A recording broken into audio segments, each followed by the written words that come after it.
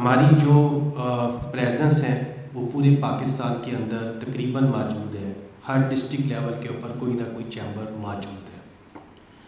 میں حسیب خان صاحب کا شکریہ ادا کروں گا کہ فیڈریشن کو بہت سارے چیلنجز فیس کرنے پڑ رہے ہیں اس وقت کرنٹلی.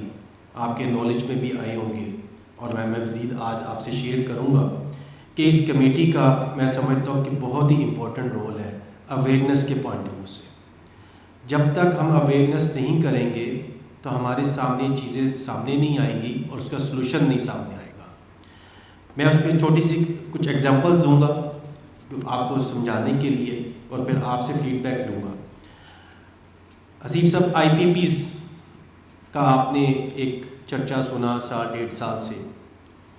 سر پاکستان میں 24,000 میگا واٹ کی ٹرانسمیشن لائنز ہیں اور 48,000 میگا واٹ کے ہم نے اجازت دے دی آئی پی پیز کی. سر یہ کیسے ہو گیا؟ اور آج ہم کہتے ہیں کہ وہ انٹرنیشنل باڈیز ہیں ان کے ساتھ ہمارے ایگریمنٹ ہیں, ہم یہ کریں گے تو وہ کریں گے تو یہ ہو جائے گا تو وہ ہو جائے گا. سر سوال یہ ہے کہ وہ کیسے ہو گیا؟ آپ کے پاس ٹرانسمیشن لائن ہی 24,000 میگا واٹ کی ہے اور آپ نے ایگریمنٹ 48,000 میگا واٹ کی کر لی ہیں.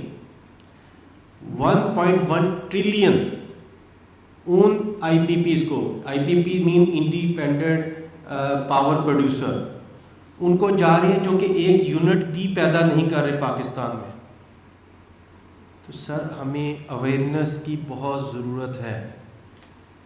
اسی طرح آپ کے سامنے ہے کہ 2.5 کروڑ بچہ اسکول نہیں جاتا. سر یہ جو 18ویں ترمیم ہوئی اس میں جو صوبوں کے ذمے جو مین کام ہے, آپ بہتر ایکسپرٹ ہیں یہاں پر بیٹھے ہوئے, ان کے جو مین ریاست کے ذمے ہیں وہ ہیلتھ اور ایجوکیشن ہے اور وہ پرائیویٹ کرتے جا رہے ہیں اس کو. سر یہ کیا ہو رہا ہے؟ ہم کس طرف جا رہے ہیں؟ اچھا اگر وہ پرائیویٹ کرنے ہیں تو پھر ٹیکس کیوں لے رہے ہیں عوام سے؟ تو میں چاہوں گا کیونکہ آپ کا سب کا ایکسپیرینس لیگل کی سائڈ کے اوپر ہے. اسی طرح انوائرمنٹ کی بات ہو رہی ہے. درخت کاٹنے کی کون اجازت دے رہا ہے؟ اس کو پھانسی چڑھائے نا. اگر ایک صحافی نے 3 سال پہلے اس چیز کا بتا دیا کہ 50 گلیشیئر اگلے 5 سالوں میں پگھلیں گے تو ہم نے ارینجمنٹ کیوں نہیں کیا؟ مٹھو صاحب ہے, ذوالفقار مٹھو ایک جرنلسٹ ہے. میرا سوال یہ ہے کہ یہ 5 سال کے بعد یہ گلیشیئر ہمارے پاس نہیں ہوں گے, یہ میلٹ ہو چکے ہوں گے, اس کے بعد خشک سالی ہو جائے گی. اگر ہم ڈیمز کی بات کرتے ہیں تو پولیٹیکل مسئلہ آ جاتا ہے, یہاں پر لاشوں کا مسئلہ بن جاتا ہے. ابھی جو لاشیں گر رہی ہیں, جو سیلاب میں لاشیں بہہ رہی ہیں, اس کا کون ذمہ دار ہے؟ اگر صوبوں کی بات ہو 18ویں ترمیم کے اندر اور این ایف سی ایوارڈ کے اندر یہ کلیئر کٹ بات ہے کہ آپ نے پاورز کو نیچے لیول تک لے کر جانا ہے, کیوں نہیں جا رہی؟ پولیٹیکل ایشو ہے بھائی. اگر پنجاب میں 10 12 14 صوبے بن جاتے ہیں تو جو بھی پولیٹیکل پارٹی ہے وہ اپنی وہاں پر صوبے بنا لیں, وہاں پر اپنی ایڈمنسٹریشن کھڑی کر لیں. کیا ایشو ہے اس میں؟ اس میں پولیٹیکل ایشو کیا ہے؟ آئی ایم ایف کی اپنی رپورٹ ہے, وہ کہتی ہے کہ اسلام آباد بیٹھ کر آپ ٹیکس کلیکٹ نہیں کر سکتے, آپ کو ڈسٹرکٹ لیول تک جانا پڑے گا. U S A 300 million population ہے, 51 اسٹیٹس ہے, پاکستان کی 250 ہے, 4 صوبے ہیں. کیسے ممکن ہے کہ ایک انسان جو بھاولپور میں رہتا ہے اس نے لاہور آنا پورا 1 دن چاہیے, دادو سے اگر سندھ آنا ہے اس کو 1 دن چاہیے, ادھر سے اپنا بلوچستان میں اگر اس نے تربت سے یا کہیں سے آنا ہے اس کو 1 دن چاہیے. تو سر ہمیں آپ سے بڑی سپورٹ چاہیے. جو بچے ہیں ان میں مینٹل ہیلتھ کا ایشو ہو رہا ہے. Women empowerment 52%. ہم صرف بات کر رہے ہیں, کہاں امپاورمنٹ ہے؟ امپاور مینز کہ ان کو ہم ٹرین تو کریں, ٹرین کر کے ان کو کہیں حصہ تو بنائیں اپنا. اسی طرح جو ہمارا ایجوکیشن کا جو نظام ہے, انڈونیشیا میں وہاں پر 2 سسٹم ہیں, ایک مدرسہ ہے اور اسکول سسٹم ہے, دونوں ایکول لیول پہ ہیں. وہ کہتے ہیں جب مدرسے سے بچہ نکلتا ہے یا اسکول سے بچہ نکلتا ہے ایک لیول ہے، یہاں کتنے لیول بن گئے. پھر آپ نے سر فوڈ اتھارٹی کی بات کی.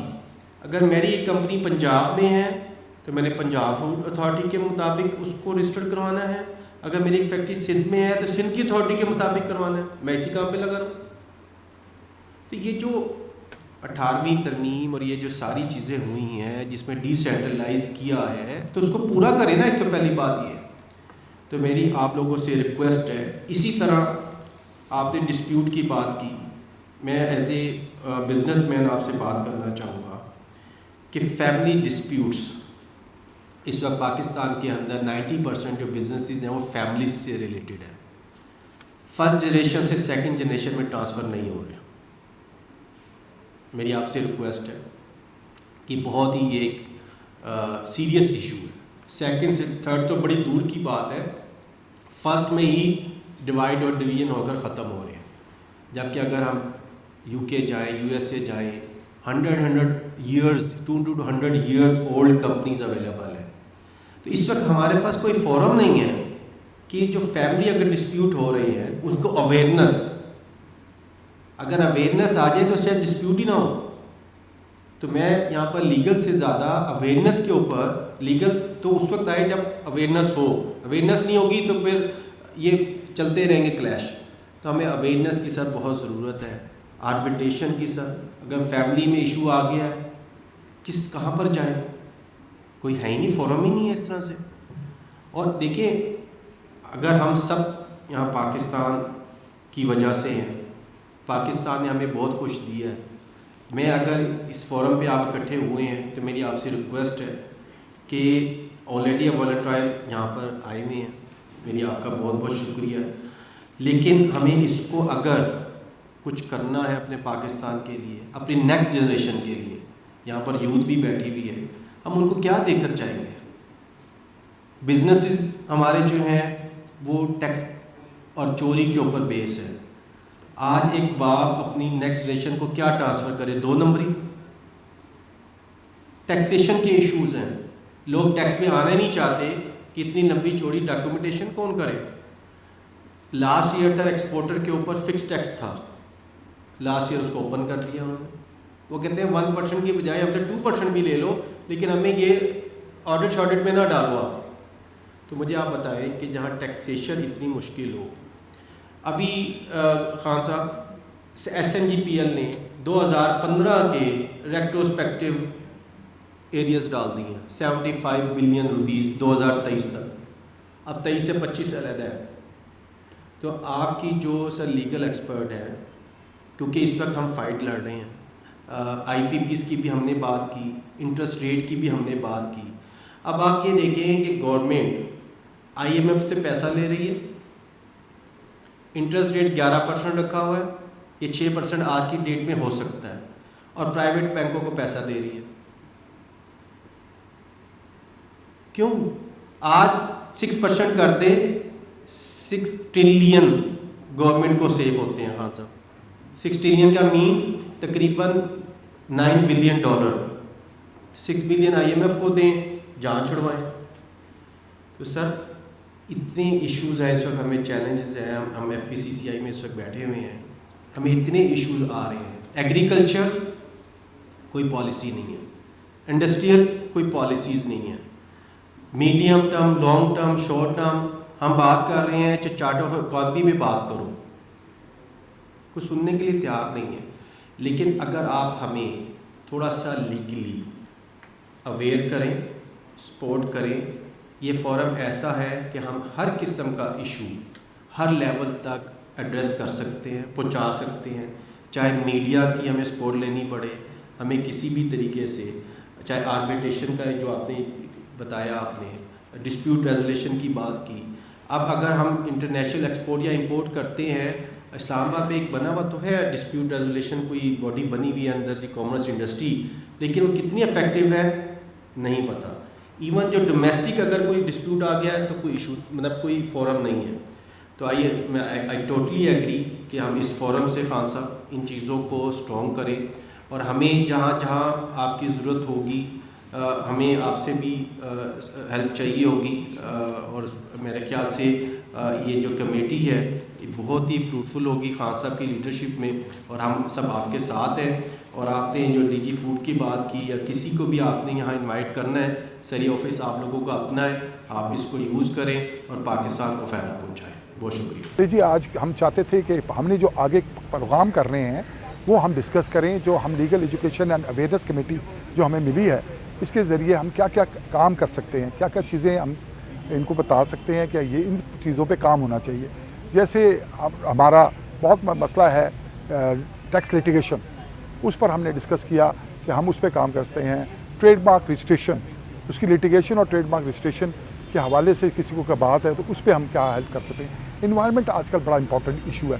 انوائرمنٹ کی بات ہوئی تو ہم نے ہمارا ایجنڈا یہ تھا کہ legal education and awareness committee کون کون سی چیزیں ہیں جن کے متعلق آگے لائبل اس کا کیا ہے، اس کا ایجنڈا کیا ہے، اس کا کام کرنے کا کیا پروگرام ہے. تو ہم نے بتایا کہ ہمارا مین فوکس یہی ہوگا کہ میکسیمم اویئرنیس دیں، چاہے وہ کوئی بھی لیگل میٹر ہے، کوئی بھی ٹیکس کا میٹر ہے، اس پر ہم بھرپور طریقے سے گائیڈ کریں کہ کیسے ADR سسٹم چلے گا، کیسے ہم اس کو استعمال کر سکتے ہیں، کس طریقے سے ہمارے ڈسپیوٹ ریزالو ہو سکتے ہیں، کیسے ہم انوائٹمنٹ کے حوالے سے جو نوٹس آتے ہیں ان کو کیسے حل کر سکتے ہیں. تو اس والے سے ہم نے ایک عمل دیا ہے. ہم نے بتایا ہے کہ اسی مہینے ہم ڈائریکٹر جنرل فوڈ اتھارٹی کے ساتھ یہاں ایک ایونٹ کرنا چاہ رہے ہیں جس میں پتہ لگے کہ جب وہ SOPs کیا ہیں. اگر ہم SOPs پہ عمل کریں گے تو لیٹیگیشن نہیں ہوگی. تو ہم چاہتے ہیں کہ میکسیمم ایسی چیزیں جن کی وجہ سے پرابلم کریٹ ہو رہی ہے، جیسے ایک آدمی جوس کا کام شروع کرتا ہے، وہ ٹریڈ مارک میں جا کے رجسٹرڈ کراتا ہے، لیکن وہ فوڈ اتھارٹی کے بعد رجسٹر نہیں کراتا، تو وہ مسئلہ پیدا ہو جاتا ہے. کیونکہ وہ نام ہو سکتا ہے آپ کو ٹریڈ مارک والوں نے دے دیا ہو، لیکن IPO نے دے دیا ہو، لیکن آپ کو فوڈ اتھارٹی نے دیا ہو. تو یہ چیزیں ان کو سمجھانا کہ جب بھی آپ کسی پروڈکٹ کو رجسٹرڈ کروائیں، فوڈ پروڈکٹ رجسٹر کرائیں، تو اس کو پہلے فوڈ اتھارٹی میں چیک کریں یہ نام اویلیبل ہے، اس پہ کوئی پابندی تو نہیں ہے. اس طرح کی چیزیں ہم نے آفر کی ہیں کہ ہم چاہتے ہیں کہ ہر مہینے 2 ایونٹس ہم ارینج کریں، جس کو میں آنریبل ذکی صاحب کا بڑا شکر گزار ہوں. ذکی اجاز صاحب نے ہمیں بھرپور ہمیں عزت افزائی کی، اور انہوں نے کہا کہ جی ہم ان کے ساتھ وہ ہمیں ہیلپ کرنے کو تیار ہے کہ جہاں جہاں چیزیں وہ ہم کرنا چاہتے ہیں وہ ہمیں پراپر اپرچونٹی دیں گے. تو میں شکر گزار ہوں IPCCI کے اس پلیٹ فارم میں ہمیں کام کرنے کا موقع ملے. دیکھتے رہیے ہمارا چینل پاک 360، لائک کیجئے، سبسکرائب کیجئے.